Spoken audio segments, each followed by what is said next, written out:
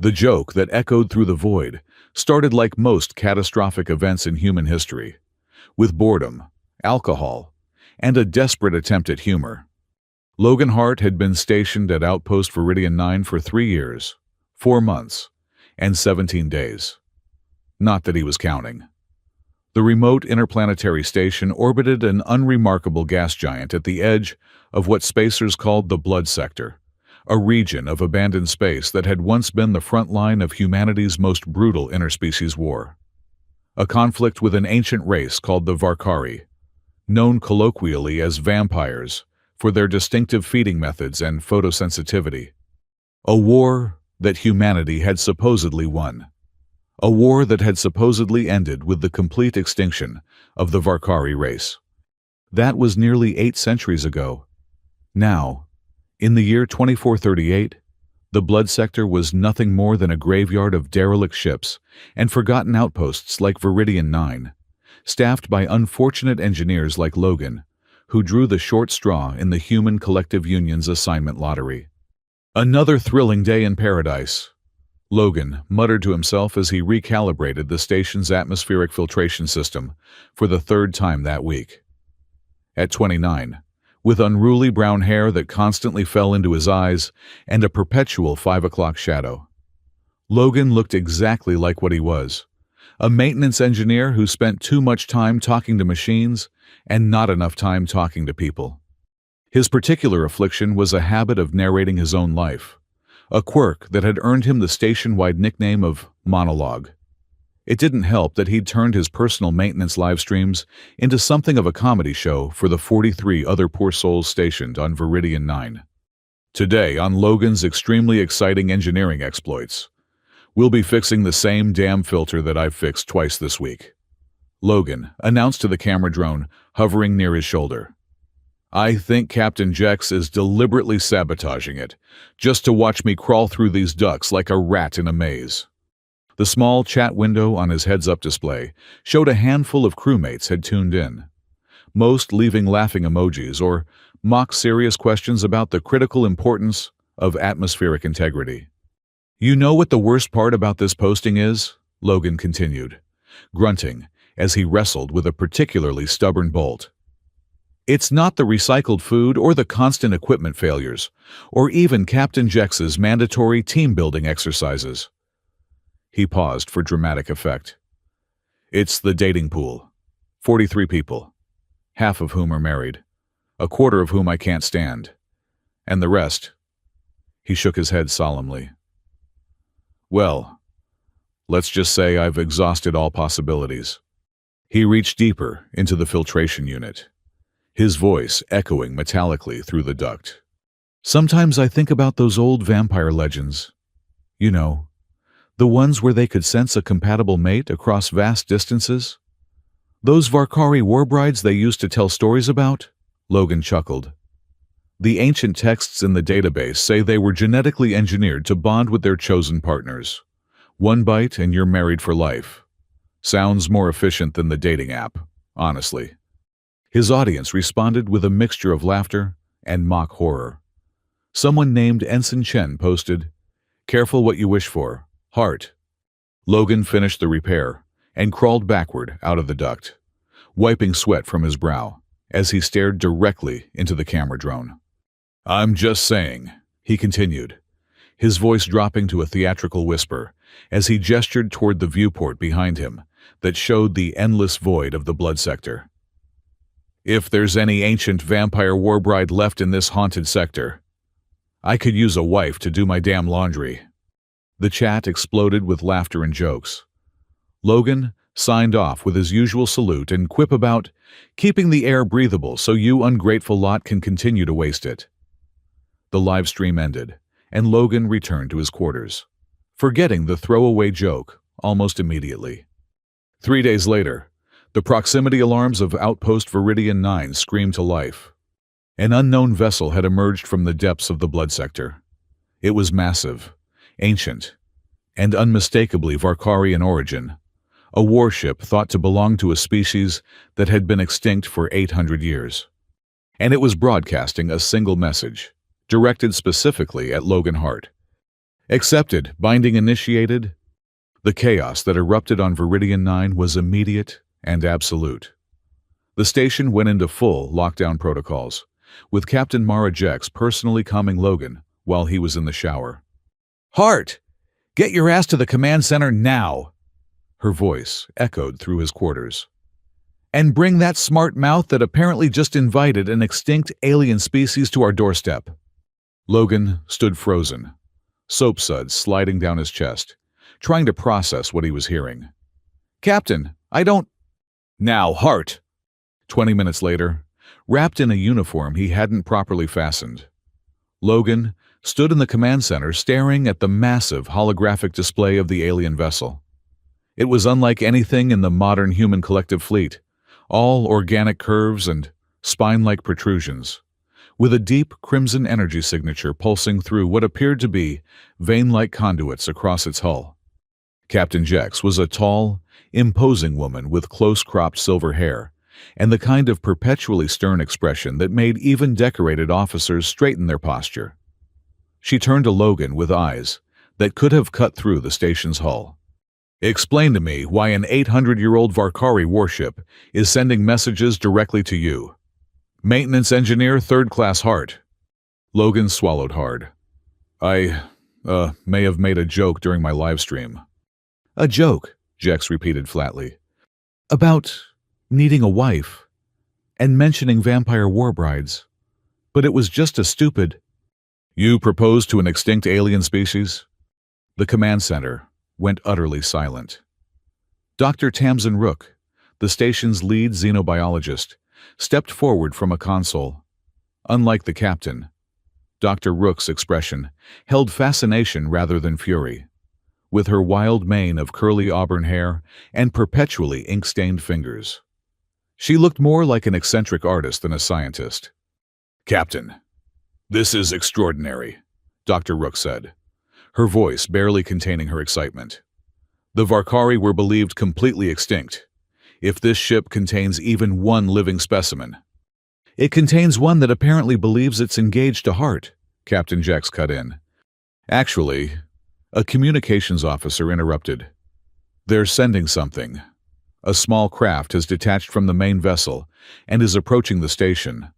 Logan felt the blood drain from his face. "Captain, I swear I was just joking. I didn't think—" "That much is abundantly clear. Hart," Jex snapped. Then she sighed, her tactical mind already moving past blame to solution. "Unfortunately, we need to deal with the situation at hand. Dr. Rook, prepare your containment protocols.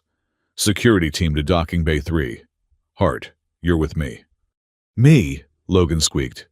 "Shouldn't I stay as far away as possible from whatever's coming?" Captain Jex fixed him with a withering stare. "You started this, engineer. You'll face the consequences." The small craft turned out to be less of a ship and more of a pod. An organic-looking capsule, roughly the size of a standard escape pod, that attached itself to the station's hull near an auxiliary airlock. By the time Logan, Captain Jex, Dr. Rook, and a team of 6 heavily armed security officers arrived, the pod had already melded with the station's exterior, creating what appeared to be a seamless, membranous connection. "It's reconfiguring our airlock at the molecular level," Dr. Rook whispered, scanning the structure with her handheld devices. "Incredible. It's almost like—" The membrane bulged, then parted like lips, revealing a dark passage into the pod. The security team raised their weapons. "Hold fire unless I give the order," Captain Jex commanded. From the darkness of the passage came a figure that would haunt Logan's dreams for years to come, though not for the reasons he initially thought. She was tall and lithe, with skin so pale it seemed to have a faint luminescence. Her hair, black as the void itself, hung in intricate braids adorned with what appeared to be small metallic devices. Her eyes, however, were what made the security team collectively step back. They were entirely black except for vertical pupils that glowed a deep crimson, like twin laser sights seeking a target. And they were fixed directly on Logan. She wore what could only be described as armor, though it seemed to shift and move with her like a second skin, a complex integration of what appeared to be both technological and biological components in deep shades of crimson and obsidian. She stepped forward with predatory grace, and Logan noticed with a surge of primal fear that her canines were distinctly elongated. "The vampire legends didn't mention they were hot," someone muttered behind Logan. He was too terrified to identify which security officer had spoken. The woman, the Varkari, stopped precisely 3 steps into the station. She surveyed the assembled humans with casual disinterest before returning her gaze to Logan. When she spoke, her voice was surprisingly melodious, with an accent Logan couldn't place.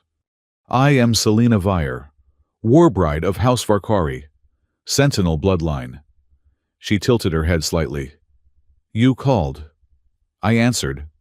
Logan opened his mouth, but no sound emerged. Captain Jex stepped forward. "I am Captain Mara Jex of the Human Collective Union. This station is under HCU jurisdiction, and we were not aware of any surviving Varkari.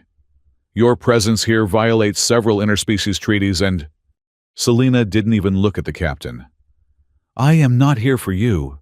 I am here for him." She pointed one long, talon-like finger directly at Logan. "My husband called, and by the blood oath, I have come." "I'm not your husband," Logan finally managed to choke out. Selena's expression didn't change, but something like amusement flickered in those terrifying eyes. "You sent your voice into the void. You stated your need for a warbride. I have accepted. The binding is initiated." "It was a joke," Logan protested.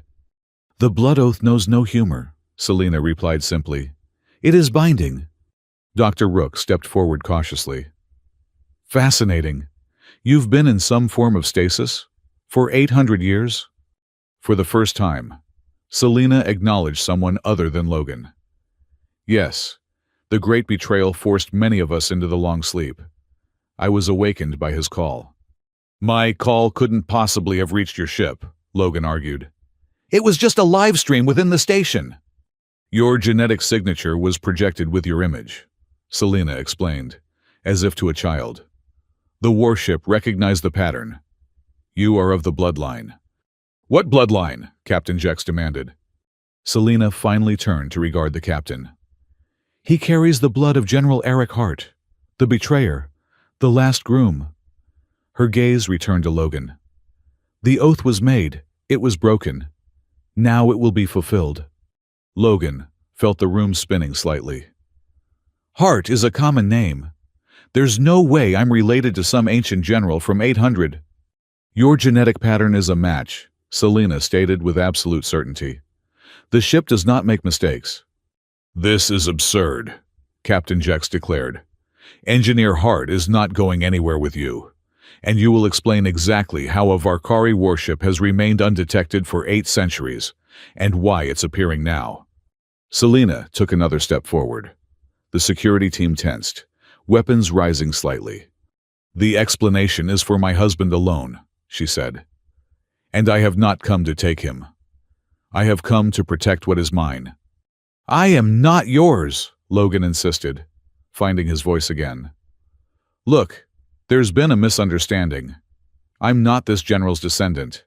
I'm not your husband, and I certainly don't need protection." Selena moved so quickly that no one had time to react. One moment she was standing 3 paces away. The next, she was directly in front of Logan, her face inches from his. The security team shouted, weapons trained on her back, but she paid them no mind. "You do not understand the forces you have awakened," she whispered, her breath cool against his face. "But you will." Before anyone could stop her, she pressed her palm to Logan's chest, directly over his heart. He felt a sharp sting, like the prick of 1,000 tiny needles, and then a spreading warmth that raced through his veins with alarming speed. "What did you do to me?" he gasped, staggering backward. "The first stage of the binding," Selena replied calmly. "Your blood now carries my markers. We are linked." "Shoot her," Captain Jex ordered. The security team opened fire, but Selena moved with impossible speed, dodging the energy blasts with fluid grace. She didn't attack, simply evaded, until she stood once again by the organic airlock. "Violence is unnecessary," she stated. "I will return to my ship. But know this," her gaze locked with Logan's. "We are bound now. Where you go, I will follow. What threatens you, I will destroy. This is the way of the blood oath." With that, she stepped backward into the organic passage. The membrane sealed behind her, and moments later, alarms indicated the pod had detached from the station. "What the hell just happened?" Logan asked, no one in particular. His hand pressed to his chest, where he could still feel the lingering warmth of whatever she had done to him. Dr. Rook was already scanning him with her devices. "She injected you with something. Nanites, perhaps. Or some kind of biological agent. We need to get you to medical immediately." "The warship is moving back to its previous position," a voice announced over the comm. "It's maintaining orbit, but not approaching." Captain Jex's expression was grim. "This is beyond a simple station matter now. I'm contacting HCU Command." She turned to Logan. "And you, Hart, are going to explain exactly how your little joke managed to wake up an extinct alien species with a grudge." Logan stared at the sealed airlock where Selena had disappeared. "Captain, I honestly have no idea." What none of them realized yet was that Selena Vire's appearance was only the beginning. The real catastrophe was still to come. The medical bay of Outpost Viridian 9 was cold, sterile, and currently hosting the most unusual examination in its operational history. Logan sat shirtless on an examination table, while Dr. Rook and two medical technicians ran a battery of tests on him. "This is," Dr. Rook muttered, staring at her screens. "Bad? Deadly? Am I going to turn into a vampire?" Logan asked, only half joking. "Fascinating," Dr. Rook finished. "These aren't nanites as I first thought. They're some form of synthetic biological markers. They've already integrated with your bloodstream and appear to be cataloging your genetic makeup." "Cataloging?" Logan repeated. "Like taking inventory?" "More like mapping. Building connections." Dr. Rook looked up from her screens, eyes bright with scientific curiosity. "Engineer Hart, do you understand what this means? This is our first real insight into Varkari biotechnology. The stories were true. They really did create biological bonds with their chosen mates." "I'm not her mate," Logan protested for what felt like the 100th time. "Can you remove these things from my blood?" Dr. Rook's excitement dimmed slightly. "Not without potentially fatal consequences. These markers have already integrated with your cellular structure. Removing them would be like trying to remove specific grains of salt from a cake after it's been baked." "Great," Logan muttered. "So I'm stuck with vampire biotechnology in my veins because of a stupid joke." The door to the medical bay slid open, and Captain Jex entered, her expression even more severe than usual. "Status report, Doctor." Dr. Rook explained her findings while Logan sat miserably on the examination table, feeling increasingly like a lab specimen rather than a patient. "And these markers?" Captain Jex asked. "What's their purpose?" "Without more information, I can only speculate," Dr. Rook admitted. "But based on what our visitor said about a binding, I believe they create some form of connection between Engineer Hart and the Varkari female." "A tracking device?" Captain Jex suggested. "Possibly. But I suspect it's more complex than that." Dr. Rook scrolled through some readings. "There are changes in his pheromone production, subtle alterations to his nervous system's response patterns. It's as if these markers are preparing his biology for further integration with hers." Logan felt a chill that had nothing to do with the medical bay's temperature. "Integration? What does that mean?" Dr. Rook looked uncomfortable for the first time. "In simple terms, they're making you more compatible with her physiology." "Oh God," Logan groaned. She really does think we're getting married. This is no longer a joke. Hart, Captain Jex said sharply. I've reported the situation to HCU Command. They're sending a specialist team to deal with the Varkari warship and extract you from this situation. Something in her tone made Logan look up. Extract me? What does that mean exactly? Captain Jex didn't meet his eyes. The Varkari were considered the most dangerous species humanity ever encountered. Engineer. The fact that they've returned, with technology we don't understand, and have targeted a human collective citizen. Command is taking this very seriously. They're going to dissect me, aren't they? Logan asked flatly. Don't be dramatic, Captain Jex replied, but her denial lacked conviction. You'll receive the best care the collective can provide. And Selena? Dr. Rook asked quietly. What will happen to her? Captain Jex's expression hardened. That is not our concern, Doctor. The Varkari were declared extinct for good reason. HCU protocol regarding rediscovered hostile species is quite clear. She hasn't actually harmed anyone, Logan pointed out, surprising himself by coming to Selena's defense. She just claimed me, I guess, which is weird and invasive, but not violent. Engineer Hart, may I remind you that you have unknown alien biotechnology currently circulating in your bloodstream without your consent. Captain Jex's voice was icy. Whatever her intentions, she has already violated multiple laws and treaties. Before Logan could respond, alarms blared throughout the station. Captain Jex's comm unit activated automatically. Captain to Command Center, came an urgent voice. We have multiple incoming vessels. HCU identification. But there's something wrong with their signatures. Captain Jex was already moving toward the door. Secure Engineer Hart, she ordered the medical staff. No one enters or leaves this bay without my direct authorization. After she left, Logan turned to Dr. Rook. What did she mean about the Varkari being declared extinct, for good reason? I thought they just lost the war. Dr. Rook's expression was troubled. The official history is incomplete. Most of the records from that period are classified. She hesitated. But there have always been rumors in xenobiological circles. Theories that the extinction of the Varkari wasn't just a consequence of war, but a deliberate. The medical bay plunged into darkness, emergency lights activating moments later with a dull red glow. The station-wide comm system crackled. All personnel, battle stations. This is not a drill. We are under attack by unknown. Captain Jex's voice cut off abruptly. The door to the medical bay slid open, and Logan felt his heart skip a beat, expecting to see Selena. Instead, 3 figures in HCU military uniforms entered, their movements stiff and unnatural.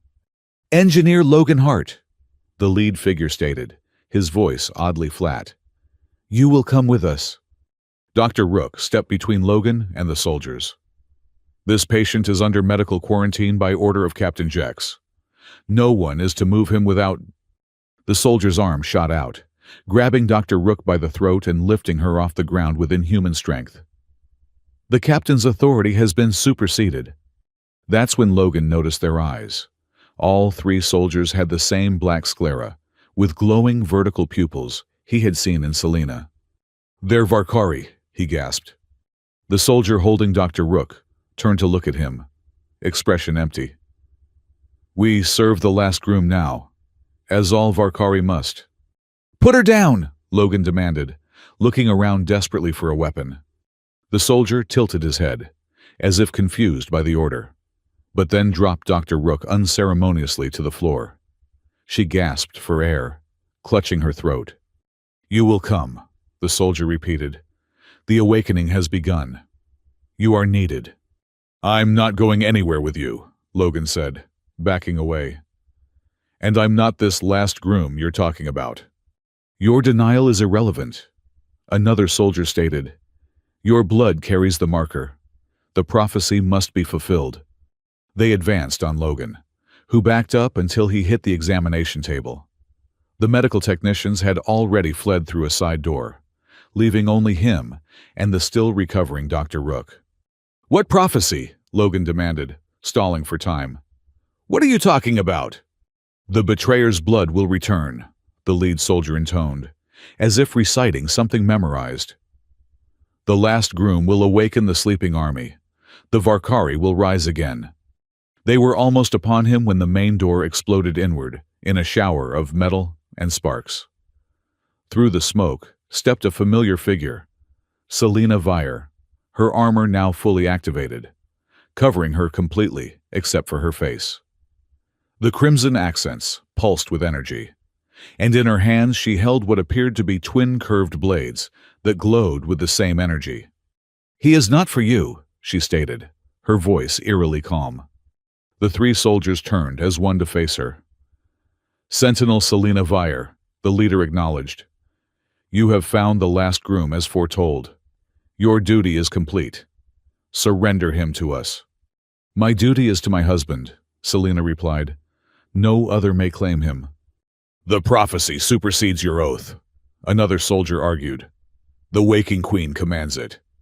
"The Waking Queen," Selena's eyes narrowed. "Nixa has awakened?" "All will awaken now that the last groom has been found," the lead soldier confirmed. "Surrender him, or be declared oathbreaker." Selena's response was not verbal. She moved with the same blinding speed Logan had witnessed earlier, but this time with lethal intent.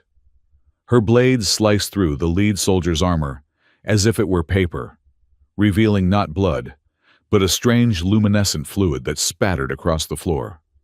The other two soldiers attacked in unison, moving with the same unnatural speed. Selena parried their strikes, her body flowing like liquid between their attacks. Logan stared in horrified fascination at the battle unfolding before him. It was like watching three predators fight in fast forward. Dr. Rook crawled toward him. "We need to go," she rasped, her voice rough from the soldier's grip. "Now, while they're distracted." Logan tore his gaze away from the fight. "Go where? The station's under attack!" "Your quarters," Dr. Rook said urgently. "I need to access your personal comm unit. There's something you need to see. Something about your family history that might explain all this." Logan hesitated, looking back at Selena, who was now fighting defensively, outnumbered but still holding her own. "We can't just leave her." "She came here for you," Dr. Rook reminded him. "If we stay, they'll take you, and she'll die trying to stop them. Our best chance is to move while they're fighting." Recognizing the logic, Logan nodded. They slipped through the side door the technicians had used, entering a maintenance corridor that ran parallel to the main hallway. They could hear sounds of fighting throughout the station, shouts, energy weapon discharges, and occasional explosions. "What's happening out there?" Logan whispered as they crept through the dimly lit corridor. "I think the Varkari have infiltrated the HCU response team," Dr. Rook replied. "Those soldiers, they weren't human anymore, but they weren't fully Varkari either. It was like they were converted somehow." Logan felt sick. "And there's a whole ship of them out there?" "Maybe more than one now," Dr. Rook said grimly. "If these converted soldiers arrived in HCU vessels." They reached a junction, and Logan paused, trying to orient himself in the emergency lighting. "This way," he said, pointing left. "There's a maintenance shaft that leads directly to the residential level." They had just turned the corner when Logan felt a strange sensation, a pull, almost like a physical tug on his insides. He stumbled, pressing a hand to his chest. "What's wrong?" Dr. Rook asked urgently. "I don't know, I just felt—" The sensation came again, stronger this time, and with it a certainty that bloomed in his mind. Selena's in trouble. Dr. Rook's eyes widened. "The biological markers. They must create some kind of empathic link." "She's hurt," Logan said, the knowledge settling into him with strange clarity. "She's fighting something. Someone stronger than those soldiers." "We need to keep moving," Dr. Rook insisted. "Whatever is happening to her, We can't help if we're captured too. Logan nodded reluctantly, pushing down the bizarre concern he felt for a woman, an alien, he had met only hours ago. They continued through the maintenance shaft, emerging eventually into the eerily quiet residential level. Logan's quarters were untouched, the door sliding open at his palm scan. Once inside, Dr. Rook immediately went to his personal terminal. "What are you looking for?" Logan asked, watching as she bypassed the standard interface and began entering complex commands. Before Captain Jex contacted HCU Command, "I did some digging in the xenobiology database," Dr. Rook explained, fingers flying over the interface. There were references to classified files about the Varkari War, specifically about a General Arik Hart. Logan frowned. The name Selena mentioned. My supposed ancestor. Yes, most of the files were redacted, but I found something. She trailed off as the screen displayed a security warning. Damn, I need higher clearance. Logan moved beside her. Let me try something. He entered his engineering override codes, designed for emergency systems access. The terminal processed the input, then displayed a new warning. Genetic verification required for classified historical archives, the system announced. Logan exchanged a look with Dr. Rook. That's not standard. No, she agreed. These must be family-restricted files, archives that can only be accessed by direct descendants. With a sense of foreboding, Logan pressed his palm to the scanner. The system hummed, then beeped affirmatively. Genetic pattern confirmed. Welcome. Heart bloodline designate. The screen filled with files, hundreds of them, dating back centuries, images, videos, text documents, all labeled with military classification markers. Oh my God, Dr. Rook breathed. Logan, do you know what this means? Your family has been keeping these records for generations. Logan stared at the dates on the files. 800 years of classified information about a war everyone thinks is ancient history. He selected the earliest dated file, labeled simply, The Binding. The terminal displayed a video recording. A man in an ancient military uniform stood before what appeared to be a council chamber. His features were different from Logan's, but there was a resemblance, something in the set of the jaw, the shape of the eyes. General Arik Hart, final testimony regarding Operation Blood Oath. The man identified himself. May this record serve as both confession and warning to my descendants. Logan felt a chill run down his spine as the long-dead general continued.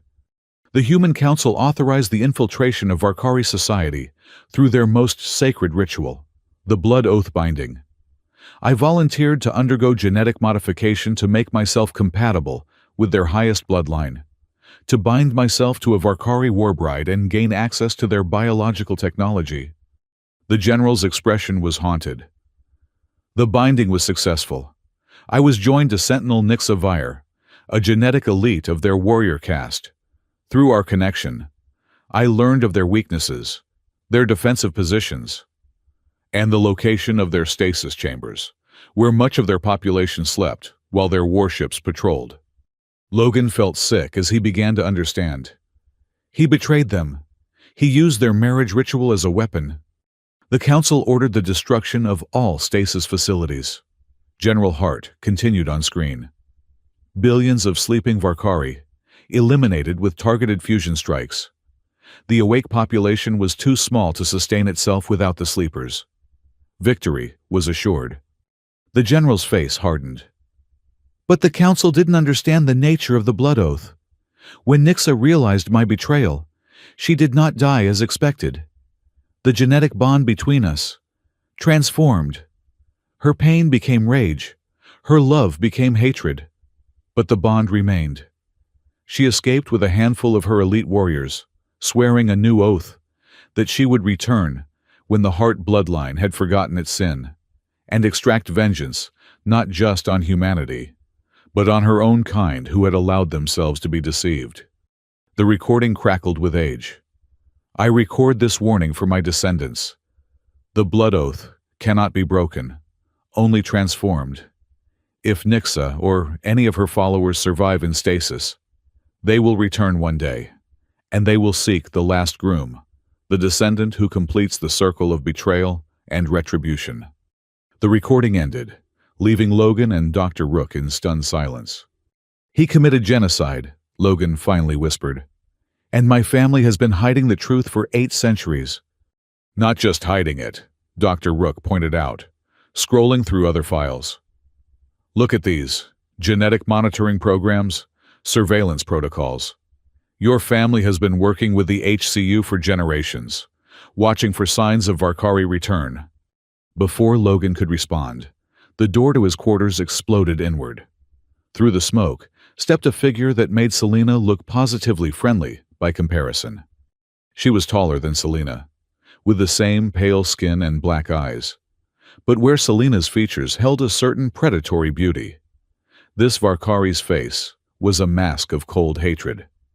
Her armor was more extensive, covering her entirely in what appeared to be living metal, with pulsing veins of energy that glowed, not crimson like Selena's, but a deep, venomous green. "At last," she said, her voice like shards of ice. "The betrayer's blood, the last groom." Logan didn't need to ask who she was. He knew, with bone-deep certainty, that he was looking at X-SciFi, the Warbride his ancestor had betrayed, the architect of whatever was happening to the station. "Nixa," he acknowledged, somehow finding his voice despite his terror.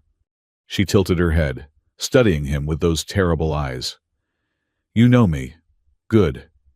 It will make your understanding of what comes next more complete."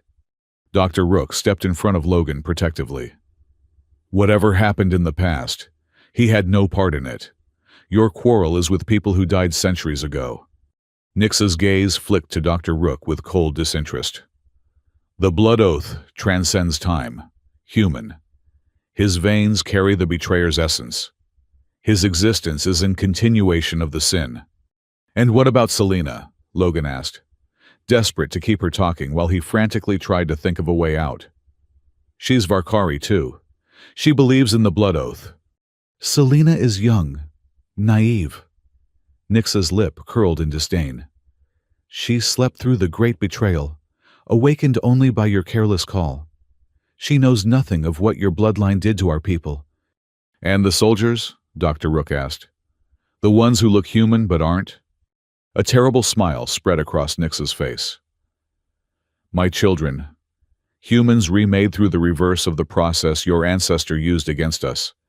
Their blood now serves the true Varkari purpose."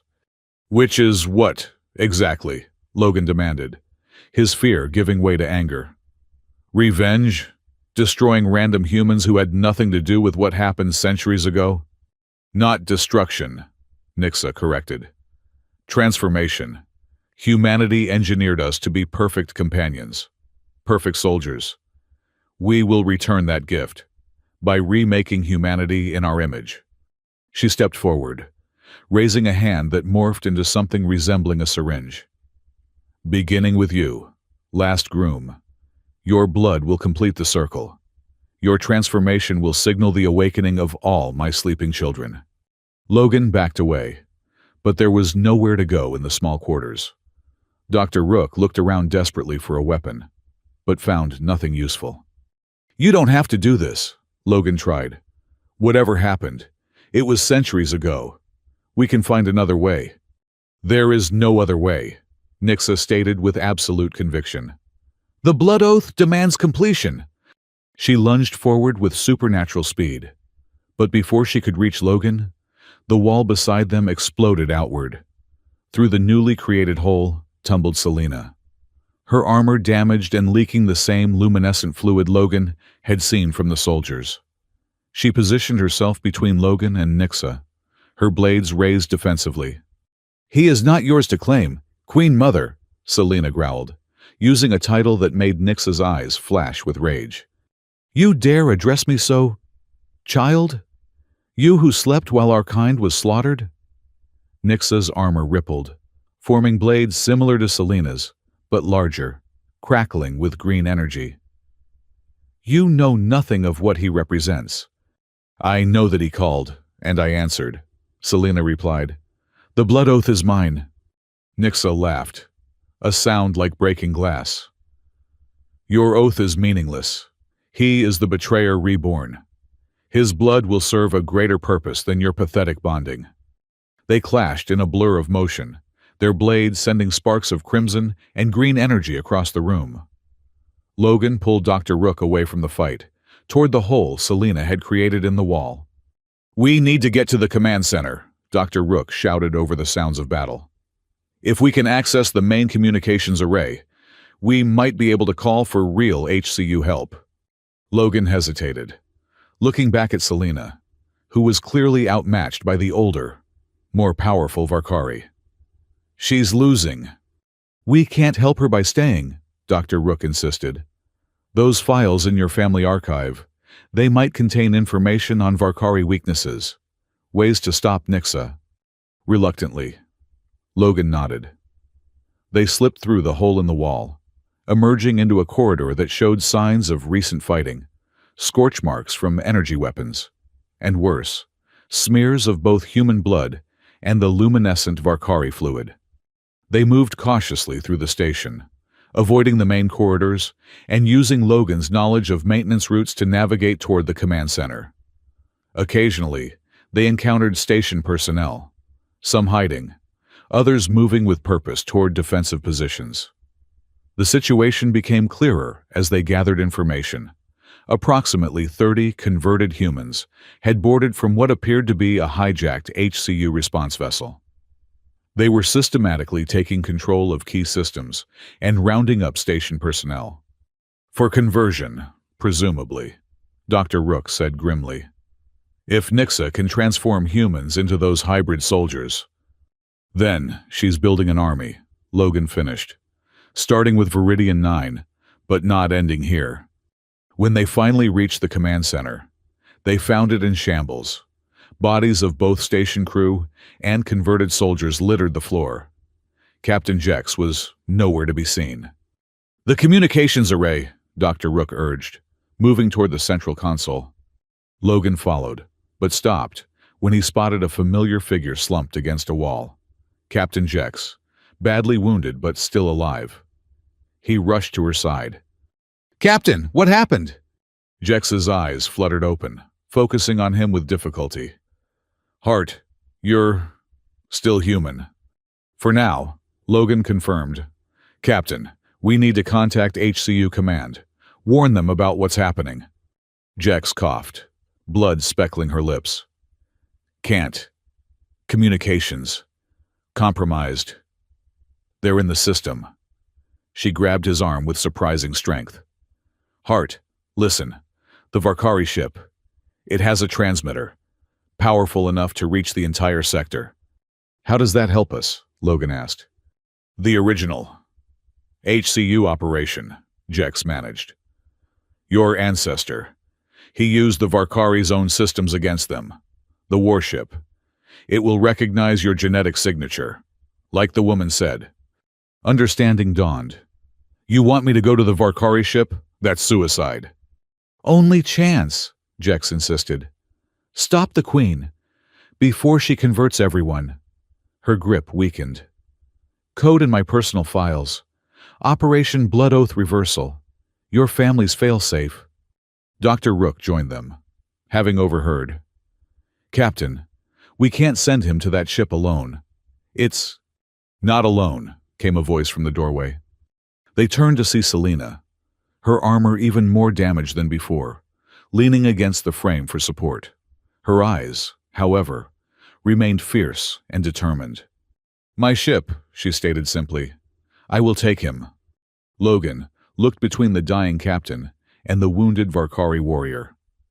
"What about Nixa?" "Temporarily contained," Selena replied, a hint of grim satisfaction in her tone. "I collapsed the section between us. It will not hold her long." Captain Jex's eyes narrowed with suspicion. "Why would you help us against your own kind?" Selena's gaze shifted to Logan. "He is my kind now. The blood oath has begun, It cannot be undone. And if I asked you to help me use your ship's systems against Nixa? Logan asked carefully. Would you still help me then? Something complex flickered across Selena's features. The Queen Mother has violated the sacred purpose of the Blood Oath. She would use it for destruction rather than union. She straightened, seeming to come to a decision. Yes, I will help you. Captain Jex's grip on Logan's arm tightened one last time. Be careful, Hart. The reversal protocol. Last resort only. It could kill you both. Her eyes drifted shut, her breathing shallow but stable. Dr. Rook checked her pulse. She's unconscious but alive. I'll stay with her. Try to help the wounded. Logan nodded, then turned to Selena. So, how do we get to your ship? For the first time since her arrival, Selena's lips curved in what might have been a smile. We fly, husband. Fly turned out to be a generous description for their journey to the Varkari warship. The small craft, Selena called a transfer pod, was indeed organic, responding to her touch and voice in ways that made Logan both fascinated and disturbed. It enveloped them in a protective membrane that he tried very hard not to think of as digestive. Then launched itself from the station with a motion that felt disturbingly similar to swallowing. This is the most horrifying thing I've ever experienced, Logan commented as they hurtled through space toward the massive warship. Through the translucent membrane, he could see the station growing smaller behind them, and ahead, the looming organic curves of the Varkari vessel. The discomfort is temporary, Selena replied, seemingly unbothered by their mode of transport. The pod connects directly to our nervous systems. It functions better with Varkari biology. Is that why it feels like I'm being slowly digested? Logan asked, only half joking. Selena looked at him with what might have been amusement. It is not digesting you. It is sampling, learning your biology to better serve you. That's not as reassuring as you think it is. They fell silent as the pod approached the warship. Up close, the vessel was even more impressive and unsettling, a massive construction of what appeared to be both mechanical and biological components, with structures that resembled bones, muscles, and veins all working in concert. How many Varkari are on board? Logan asked, as they neared what appeared to be an opening in the hull. None, Selena replied. I am the only one who was awakened. The ship itself is alive, but in a dormant state. Alive? Logan repeated weakly. The ship is alive? All Varkari technology is partially biological, Selena explained. The warships are our greatest achievement, semi-sentient vessels that bond with their crews. The pod entered the opening, which sealed behind them like a wound healing. They traveled through what Logan could only describe as arteries, tunnels that pulsed with the same crimson energy he had seen in Selena's armor. Finally, the pod deposited them in what appeared to be a central chamber, the membrane dissolving around them to release them onto a solid floor. Logan staggered slightly, disoriented by the transition. Selena, despite her injuries, moved with confidence through the chamber, approaching what appeared to be a central column of pulsing light. The ship's primary neural node, she explained, placing her hand against the column. The light responded, flowing up her arm and across her damaged armor, which began to repair itself. It recognizes me as crew. Logan looked around the vast chamber. The walls were lined with what appeared to be thousands of translucent pods, each containing a humanoid figure suspended in luminescent fluid. Are those more Varkari? He asked, his voice hushed. Selena followed his gaze. Yes, warriors, scientists, civilians. A small colony ship, placed in stasis when the war began going poorly. Her expression darkened. They should have awakened centuries ago when the danger passed. Something interrupted the revival sequence. Logan thought of his ancestors' confession. The betrayal, he murmured. They were meant to sleep forever. Selena turned to him sharply. You know of this? Reluctantly, Logan nodded. I found records. My ancestor, he did something terrible to your people. Used the blood oath as a weapon. The great betrayal, Selena said softly. We were told it was a myth, a story to warn against trusting outsiders. She studied him. You are not what I expected. Logan Hart. What did you expect? A warrior, like the betrayer. A manipulator. Her head tilted. Instead, I find a man who speaks to machines and makes jokes when he is afraid. Logan wasn't sure how to respond to that. We need to access the ship's transmission systems. Captain Jex said there was a way to use it against Nixa. Selena nodded, turning back to the neural column. The ship can broadcast on frequencies that penetrate all known defenses. It was designed to coordinate our fleets across vast distances. She placed her hand on the column again. What do you wish to transmit? I'm not sure, Logan admitted. Jex mentioned something called Operation Blood Oath Reversal, a failsafe my family created. Selena's eyes narrowed. Another human weapon against my kind. I don't know, Logan said honestly. But Nixa is converting humans into hybrid soldiers. If we don't stop her, she'll build an army and spread across human space. There will be war again. And you would use Varkari technology against Varkari, Selena observed, her tone unreadable. Logan met her gaze steadily. I would stop the cycle of betrayal and revenge. If I can. Humans and Varkari have both committed atrocities. It has to end somewhere. For a long moment, Selena was silent, studying him with those unsettling eyes. Then, to his surprise, she nodded. The ship requires your genetic authentication to access its deepest systems, she said. Place your hand beside mine. Logan hesitated only briefly, before stepping forward to place his palm against the glowing column. Immediately, he felt a jolt of energy course through him, not painful, but intensely strange, as if the ship were reading his entire genetic history. The chamber's lighting changed, shifting from crimson to a brighter, golden hue.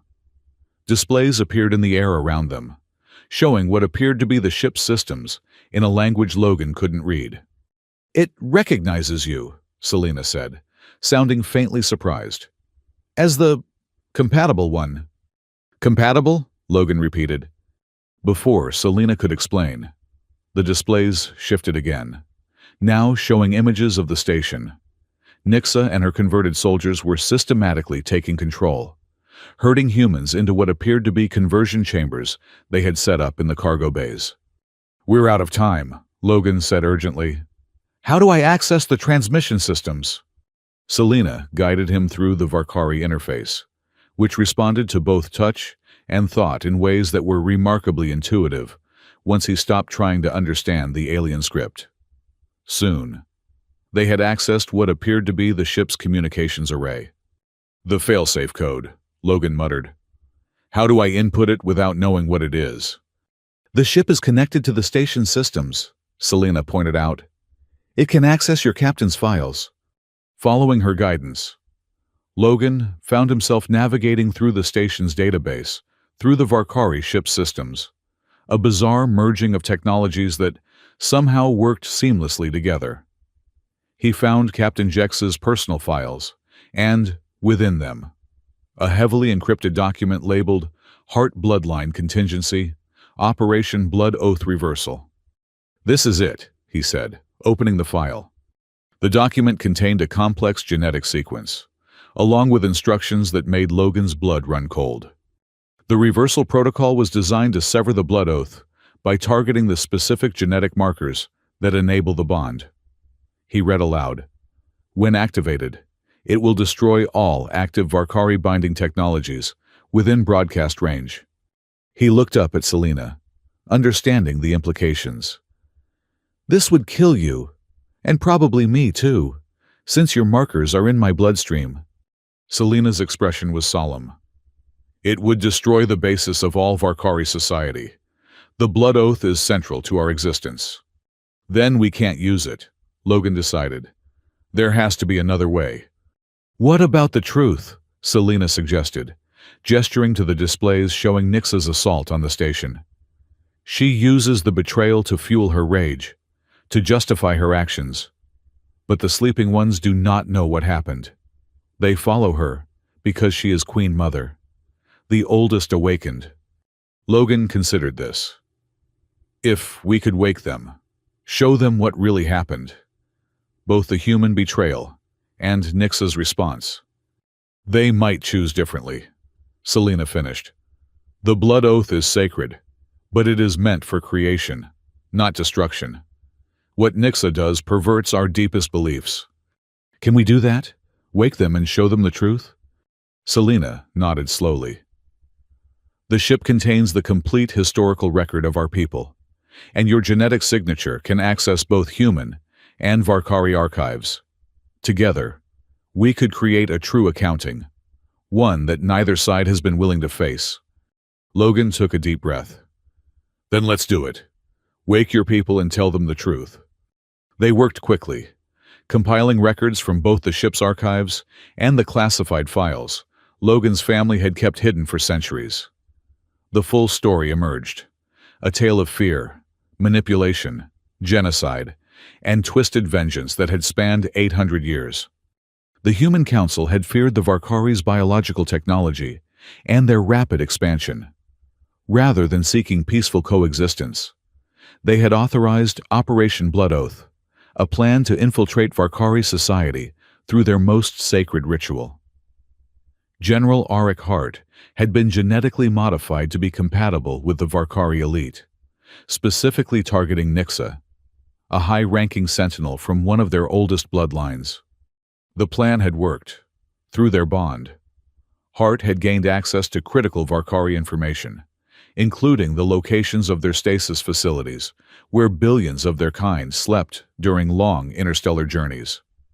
The Human Council had launched simultaneous strikes on all known facilities, effectively committing genocide against a race that had never actually attacked humanity.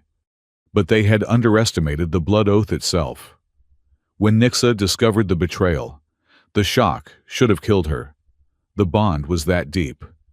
Instead, her grief and rage had transformed the bond into something new and terrible.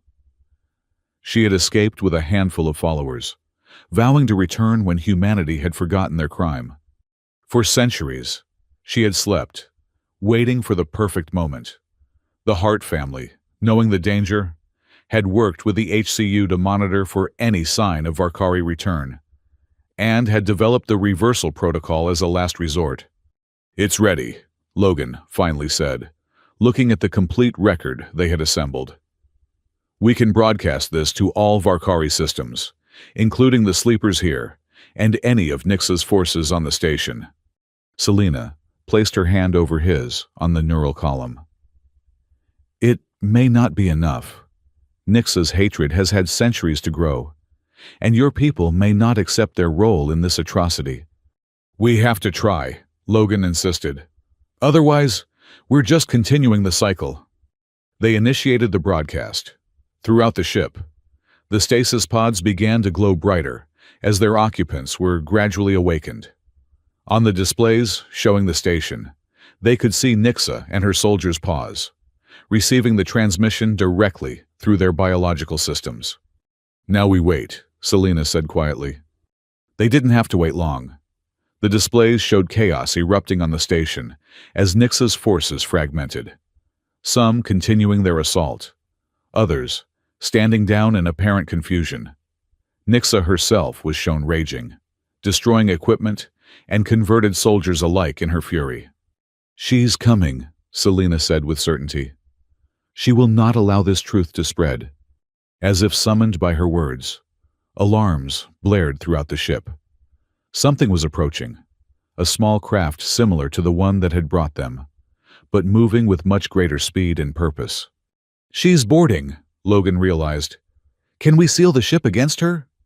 Selena shook her head. She is Queen Mother. Her genetic authority supersedes mine. What about mine? Logan asked. The ship recognized me. Can we use that? Possibly, Selena acknowledged.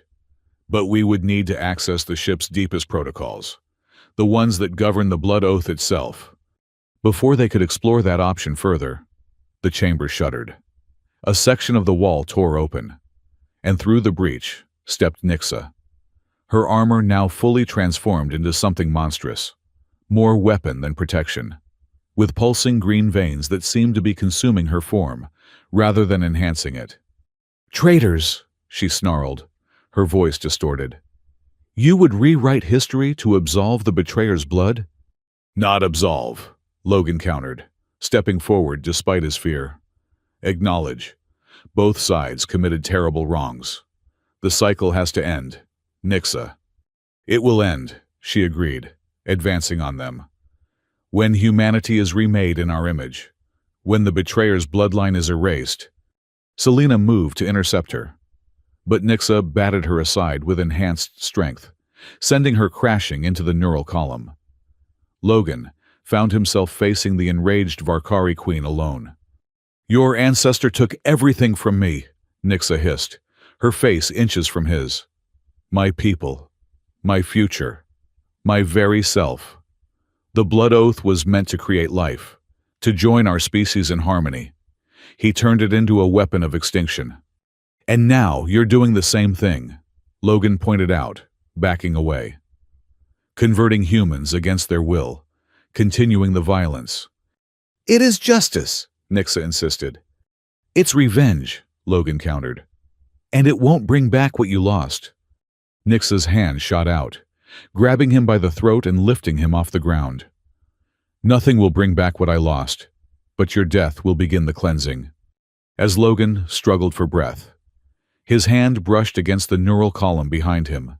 Instantly, he felt a connection, the ship responding to his touch, to his desperation. Memories flooded his mind. Not his own, but the ship's. Centuries of watching, waiting, preserving its sleeping cargo while recording the universe around it. And with those memories came understanding. The blood oath wasn't just a binding ritual or a weapon. It was a fundamental aspect of Varkari biology, a way of connecting that humans had never truly comprehended. What General Hart had done wasn't just betrayal. It was the equivalent of turning a person's own heart against them.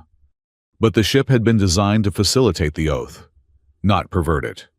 And somewhere in its systems was the original purpose: connection, not control. With the last of his strength, Logan pressed his palm flat against the column, projecting his realization, his need. The ship responded, the golden light intensifying around them. Nixa's grip faltered as the light enveloped her. "What are you doing?" she demanded, her voice suddenly uncertain. "Completing the circle," Logan gasped. "Not with death, with truth." The light surrounded them completely now, forming a direct connection between Logan, Nixa, and the ship itself. Through that connection flowed the full, unfiltered experience of the blood oath, not as a weapon or a chain, but as it was meant to be, a bridge between different beings, a sharing of self that transcended physical form. Nixa experienced General Hart's fear, his conflict, his ultimate surrender to the Council's demands, and his deep remorse in the years that followed, the burden he passed to his descendants. Logan experienced Nixa's devastating loss, her transformation through grief, the centuries of pain that had twisted her original purpose into something unrecognizable even to herself. And both of them experienced what the blood oath was truly meant to create: understanding beyond words, connection beyond physical form. Nixa released him, staggering backward.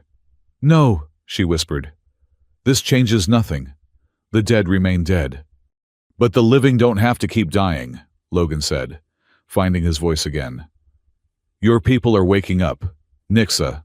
They deserve a future that isn't defined by revenge." "And what future would you offer them? Betrayer's blood?" Nixa demanded. But her tone had lost some of its certainty. "A choice," came Selena's voice. She had recovered from Nixa's attack and now stood beside the neural column, her hand pressed against it. "The choice you never had, Queen Mother." Around them, the stasis pods were opening. Varkari of all types were emerging, disoriented but alive, receiving the broadcast of truth that Logan and Selena had created. Through the ship's displays, they could see similar confusion on the station as Nixa's converted soldiers stopped their assault. The compulsion that drove them weakened by the Queen's own doubt. "They will never accept us," Nixa argued, but she sounded more wounded than furious now. "Humanity fears what it cannot control." "Some will fear," Logan acknowledged. "Others will learn, like I have." He looked at Selena, understanding now what had been happening between them since her arrival. The blood oath creates connection, but what we do with that connection is still our choice. Nixa stared at him for a long moment. Then, at the awakening Varkari around them. Her armor began to recede, the monstrous aspects fading, revealing her true form, still imposing, but no longer twisted by rage. "You are not him," she finally said. "You are not the betrayer." "No," Logan agreed. "And you don't have to be defined by his actions either." Nixa looked at her hands, as if seeing them clearly for the first time in centuries. 800 years of hatred, she murmured. "What am I without it?" "Free," Selena suggested quietly. "To choose your own purpose." The standoff might have continued indefinitely, if not for a new alarm that sounded throughout the ship. The displays showed multiple vessels approaching, HCU warships, responding to the station's distress call. "They will destroy us," Nixa said with certainty. "Your truth means nothing to them." Logan looked at the displays, then at the neural column. "Maybe not, but I think I know how to make them listen." With newfound confidence, he placed his hand on the column again, directing the ship to broadcast not just to Varkari systems, but on all HCU frequencies as well. The complete truth, humanity's deception, the genocide, the centuries of cover-up, and the possibility of reconciliation would be transmitted to every ship and station in range. "They'll try to shut it down," Nixa warned. "They can try," Logan agreed, "but some will listen, and some will question, and that's how change begins." As the broadcast went out, the three of them stood in uneasy alliance, watching the approaching HCU fleet. Whatever happened next would determine the future of both species, not through secret operations or ancient vengeance, but through the hardest challenge of all, facing the truth together. The aftermath of what became known as the Viridian Revelation unfolded over weeks and months, with repercussions that would echo for generations. The HCU fleet had indeed attempted to silence the broadcast, but it was too late. The truth had spread too far, reaching too many stations and colonies. Public outcry forced an official investigation into the historical records, confirming what Logan and Selena had revealed: the deliberate genocide of the Varkari race and the 8th century cover-up that followed. On Viridian 9, the immediate crisis had ended with Nixa's stand-down order to her forces. The converted humans could not be restored to their original state. The biological changes were too extensive, but with the compulsion removed, they were no longer hostile. Most chose to remain with the awakened Varkari, forming the nucleus of a new hybrid community. Captain Jex survived her injuries, though she was relieved of command pending investigation of her knowledge of Operation Blood Oath. Dr. Rook became the station's interim leader, her background in xenobiology proving invaluable in the delicate negotiations that followed. Logan found himself in an unexpected position, neither hero nor villain, but a bridge between worlds. The Hart family's centuries-long involvement with the cover-up made him distrusted by many humans, while his bloodline made him an object of complex emotions for the Varkari. Only with Selena did he find something approaching peace. Their relationship had evolved in ways neither had anticipated. The blood oath between them remained, but its nature had changed, less a binding and more a connection, a foundation upon which something new could be built. "What will you do now?" Logan asked her one evening, as they stood on the observation deck of the station, watching the Varkari warship where most of her awakened people still resided. Selena considered the question. She had changed in subtle ways since their first meeting, her movements less predatory, her expressions more nuanced. The warrior remained, but there was more to her now. "My people are divided," she replied. "Some wish to reclaim our old territories. Others want to find a new home, far from human space. And some," she glanced at him, "some believe we should find a way to coexist." "And you?" Logan asked. "What do you want?" It was a question no one had ever asked her before. Varkari society, for all its technological advancement, had been rigidly structured. Warbrides like Selena were created for a purpose: to bond, to fight, to serve. Personal desire had never been part of their programming. "I want," she began, then stopped, surprised by the realization forming within her. "I want to see more than battle stations and warships. I want to know what exists beyond the blood sector. I want to understand what it means to choose, rather than be chosen." Logan smiled, recognizing her journey for what it was, the same one he had been on since her arrival. "That sounds like a big undertaking. You might need a guide." Selena turned to him, those alien eyes now familiar, even comforting. "Are you offering husband?" The term no longer made him flinch. Instead, it had become something of a private joke between them, an acknowledgement of how their relationship had begun, and how differently it had evolved. "I might be," he replied. "My contract with Viridian 9 is officially over next week.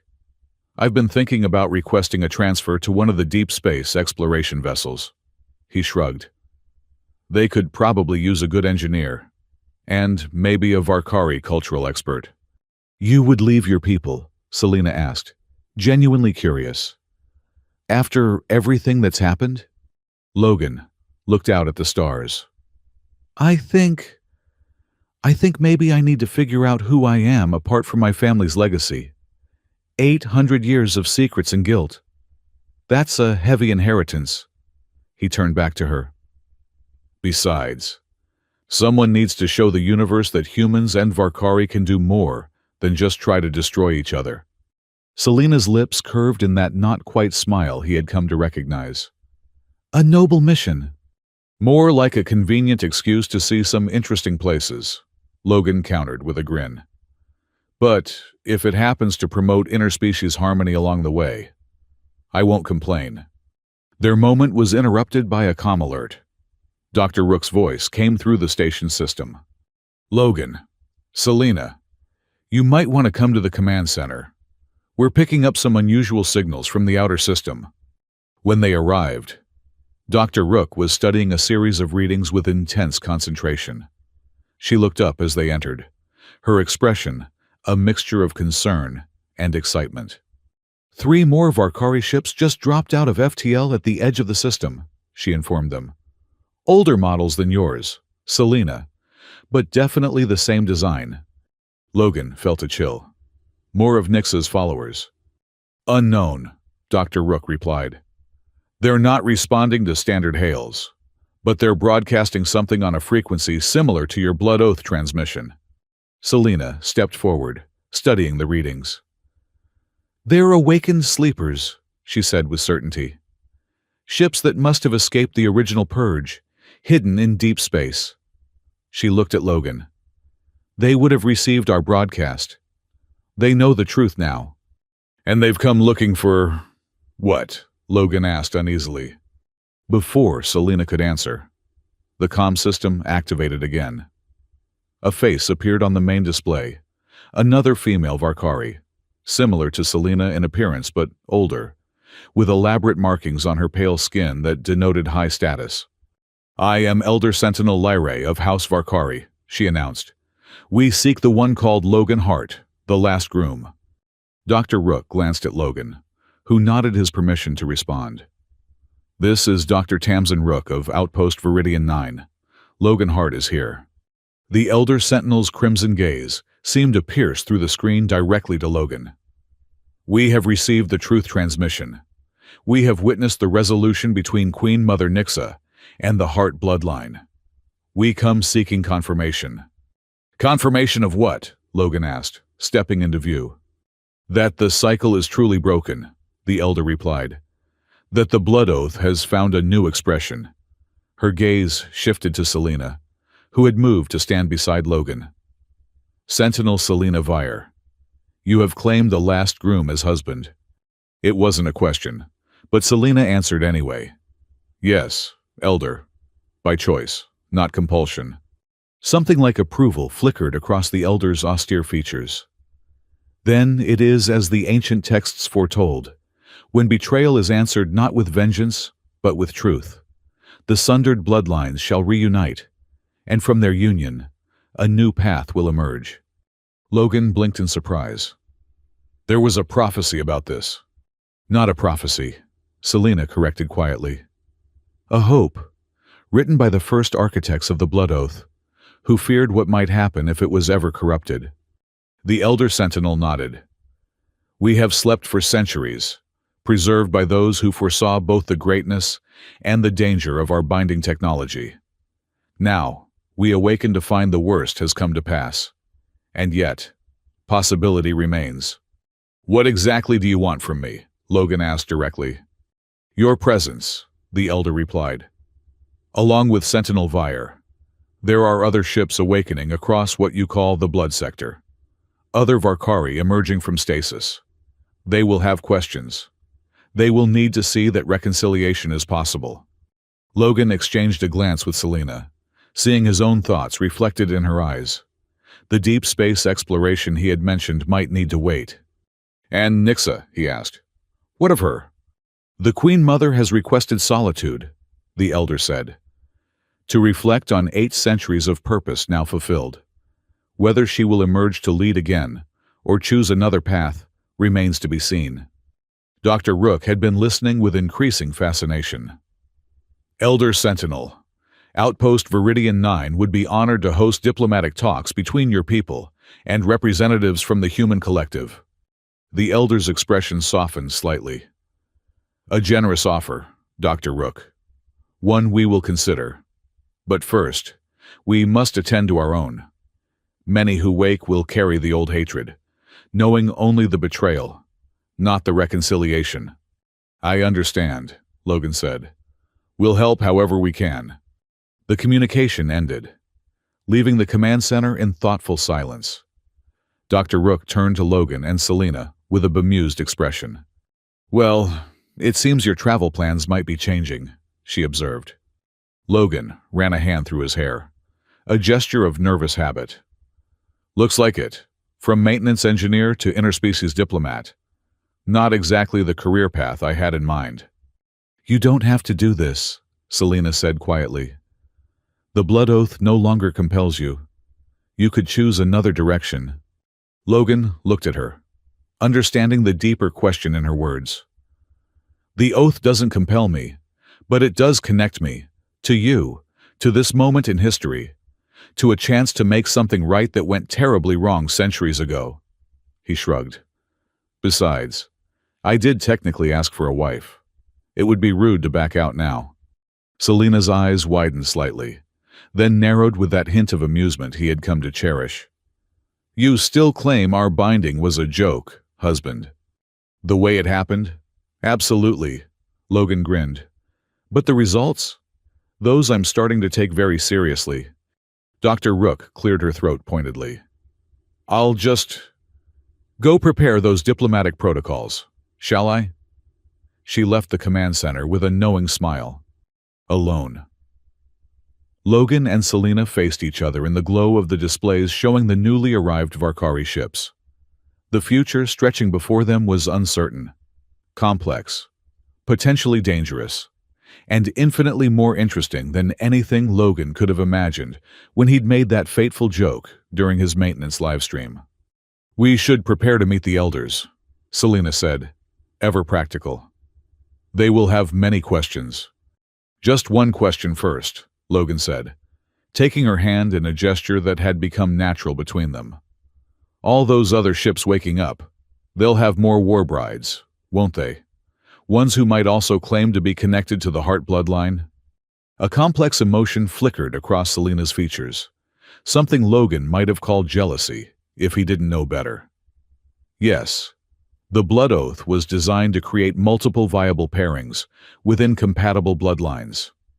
Other Warbrides may sense your genetic signature and seek to establish a claim. And how do you feel about that? Logan asked, genuinely curious. Selena was silent for a moment, clearly navigating unfamiliar emotional territory. When she finally spoke, her voice carried a certainty that had nothing to do with biological programming. "They can ask," she said, the faintest smile touching her lips. "But I said yes first." Days later, as they prepared to depart for the first of many diplomatic missions to awakening Varkari ships, Logan found himself alone in his quarters, packing the few possessions he cared to bring. A knock at his door revealed Dr. Rook, carrying what appeared to be an ancient data storage device. "I thought you might want this," she said, handing it to him. "It's a complete copy of your family archives, both the classified materials and the personal journals your ancestors kept, including General Eric Hart's final entries." Logan took the device hesitantly. "I'm not sure I want to know more about him." "It's not about him," Dr. Rook said gently. "It's about understanding the full circle of your story. Did you know that after the betrayal, after his official testimony, he spent the rest of his life searching for survivors, trying to undo what he'd done?" Logan shook his head. "The official record just says he died in service." "He did," Dr. Rook confirmed. "But not in the way the Human Council reported. His last journal entry suggests he found evidence that some Varkari stasis ships had escaped. He was trying to locate them when his ship disappeared." "You think he found them?" Logan asked. "That he might have helped hide them?" Dr. Rook smiled. "History is rarely as simple as we make it out to be. Even the worst betrayals can contain seeds of redemption." She nodded toward the data device. "Read it when you're ready. Or don't. Your story doesn't have to be defined by his." After she left, Logan sat on his bed, turning the device over in his hands. Whatever it contained, confession, justification, redemption, it was part of a past he hadn't chosen. What mattered now was the future he would help create. He placed the device in his pack. Perhaps someday he would read it. Perhaps he would even share it with Selena. But for now, he had a ship to catch and a Warbride waiting for him. One who had chosen him not because of ancient oaths or genetic programming, but because in the space between duty and desire, she had discovered something humans had known all along. The most powerful bonds are the ones we choose for ourselves. When Logan arrived at the docking bay, Selena was waiting.